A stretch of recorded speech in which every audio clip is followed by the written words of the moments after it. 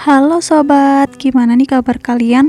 Semoga selalu dalam keadaan sehat walafiat ya. Hari ini aku bakalan nyeritain alur film drakor yang mengisahkan tentang seorang pewaris perusahaan yang jatuh cinta sama karyawannya. Tapi sebelum aku mulai, aku mau minta support nih sama kalian untuk klik tombol like, subscribe, dan nyalakan lonceng notifikasinya biar kalian gak ketinggalan video terbaru dari aku selanjutnya. Oke, gak usah berlama-lama, langsung aja kita ke ceritanya.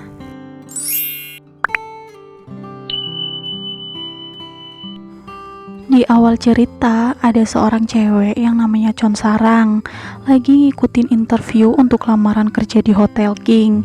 Di situ ada 3 orang yang interview para calon karyawan dan salah satunya adalah seorang direktur hotel yang namanya Gu Huaran.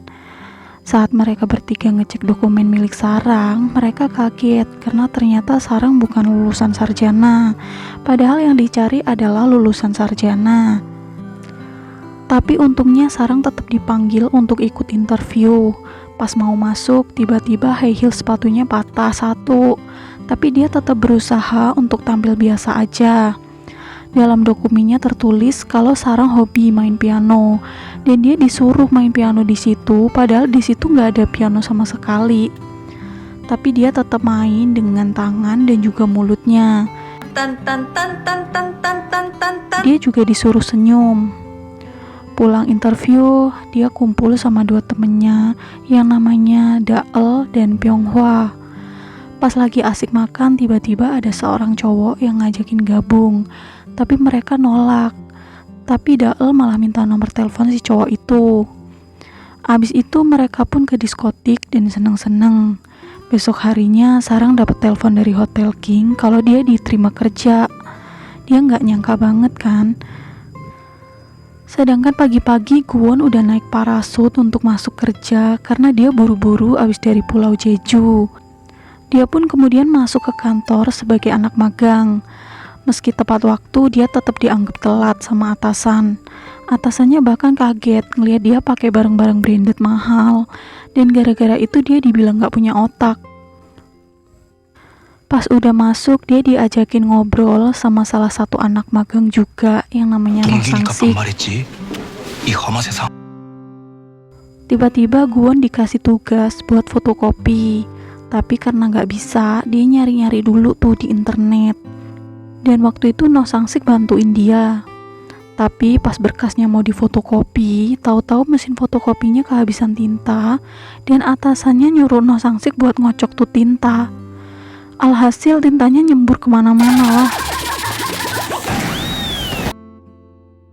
Gara-gara itu Sang-sik disalahin dan dia diem aja. Tapi Guwon ngasih tahu yang sebenarnya kalau itu salahnya si atasan pimpinan anak magang yang nyuruh. Atasannya kemudian nyuruh mereka bersih-bersih dan mecat mereka. Tapi Guwon kemudian nelpon Pak Choi yang seorang direktur buat ngirim tukang bersih-bersih plus suruh ganti mesin fotokopinya juga. Gara-gara itu satu kantor pada tahu kalau Guwon ini adalah anak pemilik perusahaan. Dan pas Jungwon mau pergi, Sang-sik dimarahin lagi sama atasannya. Karena itu, Guwon balik lagi dan nawarin Sang-sik untuk ikut sama Guwon dan dia bakalan dijadiin sebagai karyawan tetap sama Guwon. Akhirnya Sang-sik pun ikut. Gara-gara kejadian itu, Guwon dimarahin sama ayahnya karena dianggap gak mau belajar dan terus ngelawan. Di depan ayahnya, Huaran pura-pura mau nasehatin Guwon, tapi nyatanya di belakang dia ngusir Guwon. Dia nyuruh Guwon buat tinggal di hotel aja sebelum balik lagi ke Inggris, karena emang mereka saudara tiri. Tiba waktunya Sarang kerja. Sarang dan para pemagang lain lagi diajarin sama manajer soal aturan-aturan hotel dan senyum Hermes.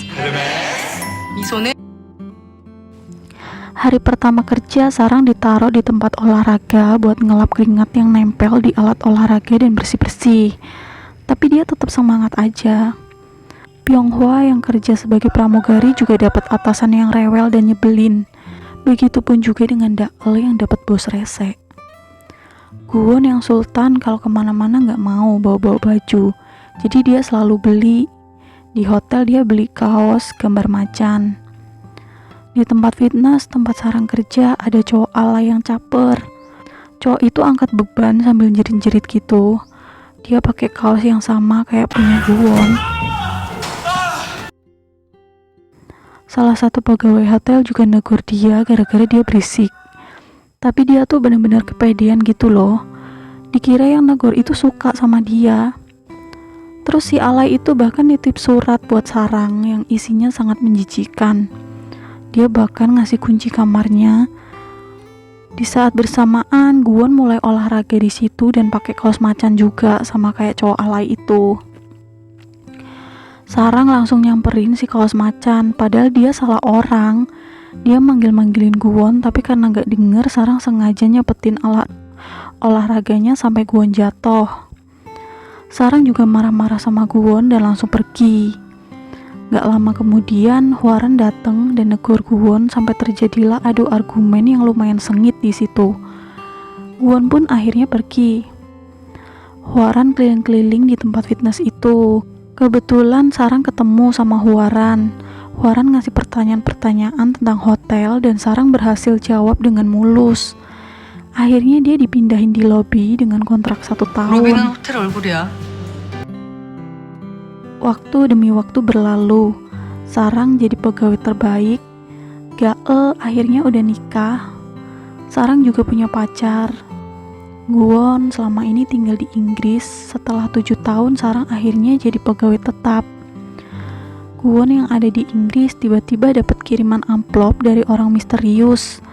Setelah dibuka isi amplop itu, dia langsung mutusin buat pergi ke Korea. Sesampainya di Korea, ayahnya Won nawarin beberapa bidang pekerjaan, dan Guwon milih buat kerja di hotel. Guwon juga nggak boleh pergi selama acara haul ibunya, tapi Won mempertanyakan ibu yang mana. Karena Guwon nggak tahu wajah ibunya, bahkan Guwon nggak tahu ibunya itu masih hidup apa udah mati.